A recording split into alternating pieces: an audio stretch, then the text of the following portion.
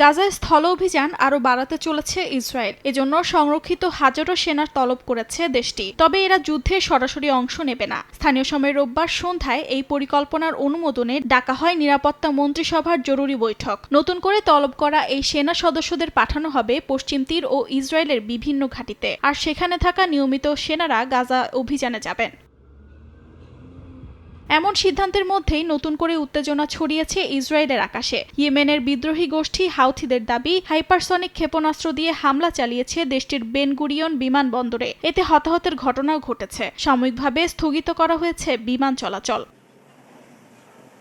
এদিকে সিরিয়ার presidential palace লক্ষ্য করে ইসরায়েলের একাধিক হামলার প্রতিবাদ জানিয়েছেন তুরস্কের প্রেসিডেন্ট রিসেপ তাইয়েপ এরদোয়ান। বলেন, সিরিয়াকে আরেকটি যুদ্ধের দিকে ঠেলে দিতে চাইছে তেল আবিব। ঘোষণা দেন আঙ্কারা তা হতে দেবে না। তুরস্কের এই অবস্থানের প্রভাব পড়েছে প্রধানমন্ত্রী বেনিয়ামিন নেতানিয়াহুর উপর।